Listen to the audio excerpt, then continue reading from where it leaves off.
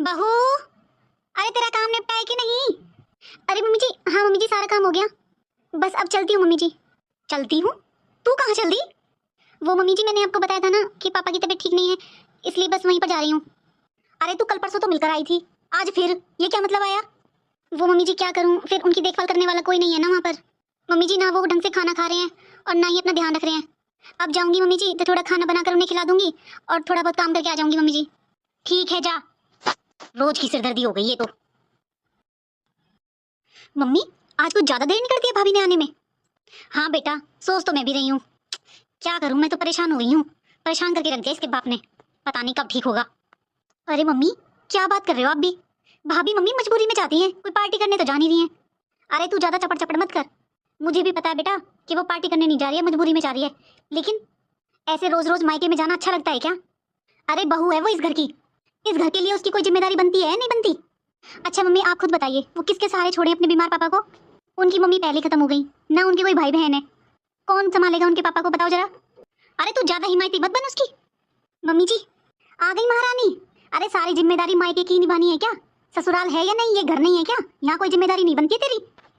अरे मम्मी, आते शुरू हो गई आप तो। मम्मी जी, मुझे कौन सा शौक है वहाँ पर जाने का, बस मजबूरी में जाना पड़ता है मम्मी जी। अगर मैं नहीं करूँगी उनका तो कौन करेगा मम्मी जी? आखिर कौन है उनका देखभाल करने वाला मेरे अलावा दुनिया में? मम्मी जी, मैंने आपसे कहा तो था कि मैं उनको यहाँ पर ले आती हूँ, लेकिन आपने मना कर दिया मम्मी जी। मम्मी जी, पापा ना माँ के जाने के बाद ना वो बिल्कुल। अरे बस बस बस, मुझे ये रामायण मत सुना। जा जाके खाने की तैयारी कर ले, देर हो रही है। जी ठीक है मम्मी जी। बस अपने बाप से मतलब रह गया है, हम तो कुछ लगते ही नहीं है इसके। जाती है रोज मुंह उठा के चली जाती है। मम्मी, ये क्या तरीका था भाभी से बात करने का? एक तो उनके पापा की तबीयत खराब है मम्मी, वो खुद परेशान है, ऊपर से तुम जीने नहीं देती हो, ताने मारती रहती हो। अरे वो संभाल तो रही है घर का, यहाँ का वहाँ का, जैसे भी कर रही है संभाल रही है ना, आप तो कुछ नहीं करती हो ना मम्मी। अरे तू चुप रहा कर, तू इतनी बड़ी नहीं होगी है, मुझे पता है मैं क्या कर रही हूँ। अरे मम्मी, आपसे तो बात ही करना बेकार है। हाँ हाँ, जा यहाँ से, मत कर मुझसे बात, मुझे नहीं करनी तुझसे बात, मुझे किसी से बात नहीं करनी। भाभी। हाँ दीदी बोलिए। भाभी बोलना क्या है, बस मैं तो ये कह रही थी भाभी, आप ना मम्मी की बातों का प्लीज बुरा मत माना करो भाभी। वो ना भाभी बस ऐसे ही। अरे नहीं दीदी, उनकी बातों का क्या बुरा मानना, और बुरा मानकर मैं जाऊंगी भी कहाँ? अरे भाभी, मैं ये कह रही थी भाभी, आप क्यों ना अपने पापा को यहाँ पर ही ले आओ, इससे उनकी देखभाल भी हो जाएगी। भाभी आपकी भी भाग दौड़ बच जाएगी, आपको भी दो दो जगह काम नहीं करना पड़ेगा और उनका भी मन अच्छा हो जाएगा। दीदी मैंने मम्मी जी से बात की थी, लेकिन उन्होंने साफ साफ मना कर दिया था दीदी। अरे हाँ, मैं तो भूल ही गई थी। भाभी आप ऐसा करो, भाभी मेरे पास एक आइडिया है बहुत अच्छा। कैसा लगा भाभी मेरा आइडिया? ठीक है दीदी, ऐसा ही कर लेते हैं। मम्मी जी, मम्मी जी शायद आप सही कह रहे थे मम्मी जी। मम्मी जी, ससुराल ही मेरा घर है और मुझे अपने घर के बारे में सोचना चाहिए, मायके के बारे में नहीं। मुझे ऐसे बार बार मायके नहीं जाना चाहिए, इसीलिए मम्मी जी मैंने चाचा के लड़के को बोल दिया है, अब से वो भैया ही पापा की देखभाल करेंगे और उन्हीं के साथ रहेंगे। अरे बहू, मैं तो जो कहती हूँ ना तेरे भले के लिए ही कहती हूँ। चल, देर सही सही तेरी समझ में तो आया, चलो अकल तो आई इसे। अरे मम्मी, बड़ी खुश नजर आ रहे हो। अरे बेटा, आज अकल आ गई उसको। मतलब मम्मी, मैं समझी नहीं। अरे बेटा, अकल आ गई तेरी भाभी को कि मायका उसका घर नहीं है, ससुराल ही उसका घर है। पता है, उसने ना अपने पापा को अपने चाचा के घर भेज दिया है, अब वही लोग देखभाल करेंगे उनकी। हाँ चलो अच्छा है, मेरा तो पिंड छूटा। अरे मम्मी, पिंड नहीं, जमीन जायदाद छूट गई आपकी। जमीन जायदाद? अरे मम्मी, कैसे समझाऊं मैं आपको? एक बात बताओ मम्मी, भाभी की कोई बहन है? नहीं तो बेटा। कोई भाई है? नहीं। तो एक बात बताओ, जो मम्मी भाभी का वो बड़ा सा घर है, वहाँ की प्रॉपर्टी है, वो किसके नाम हुई? बहू के। मम्मी, लेकिन अब वो बहू की नहीं रहेगी। अरे तू तोड़ मरोड़ के बातें क्यों कर रही है, साफ साफ बता क्या कहना चाहती है।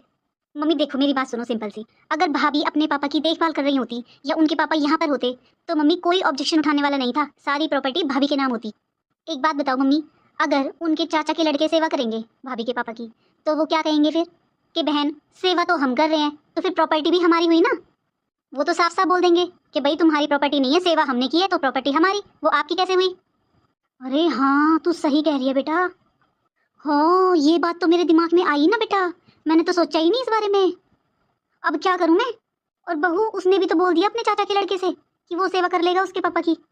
मम्मी अभी भी टाइम है, अभी भी देर नहीं हुई है।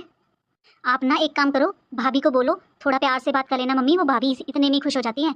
आप उनसे बोलना कि वो अपने पापा को यहीं पर ले आए, यहीं पर उनकी सेवा कर लेंगी। मम्मी, हमारे घर का भी काम होता रहेगा और उनके पापा की भी सेवा हो जाएगी। ए बेटा, तू बड़ी समझदार होगी है, इतनी अकल कहाँ से आई तुझमें? बस मम्मी आप ये मत पूछो कहाँ से आई, आ गई बस। बहू। हाँ जी मम्मी जी। देख बहू, तू सोच रही होगी कि मैं बहुत बुरी सास हूँ, पर इतनी भी बुरी नहीं हूँ मैं। बेटा आज मुझे सारा दिन हो गया सोचते सोचते। बेटा मुझे ना बहुत पछतावा हो रहा है कि मैंने ना एक बीमार बाप को उसकी बेटी से अलग कर दिया। पता नहीं बेटा, बुढ़ापा चल रहा है तेरे पापा का, पता नहीं अभी कितना समय बचा है उनका। बेटा ऐसे टाइम में तो तुझे उनके साथ ही रहना चाहिए। तो तू ऐसा कर, अपने पापा को ना तू यहीं पर बुला ले और उनकी ना यहीं पर रहकर देखभाल कर ले। बेटा इससे तेरा आना जाना भी बच जाएगा और वो तेरे आंखों के सामने भी रहेंगे और वो हम सबके साथ भी रहेंगे बेटा, और मुझे भी अच्छा लगेगा। और मैं पता है कितना सोच रही थी, मैं सोच रही थी हे भगवान, मैंने तुझसे मना तो कर दिया बेटा, पर मुझे बहुत बुरा लग रहा था, बहुत दुख हो रहा था। ठीक है मम्मी जी। अच्छा चल मैं तैयारी करती हूँ तेरे पापा के आने की। थैंक यू दीदी। सच में दीदी मेरी कोई बहन नहीं है, लेकिन मुझे ऐसा लग रहा है कि वो भी आपसे ज़्यादा अच्छी नहीं होती। भाभी प्लीज़ अब आप रोइए मत, आपके पापा आ जाएंगे, उनकी अच्छे से देखभाल करना और मैं भगवान से प्रार्थना करूंगी कि वो ठीक हो जाएं।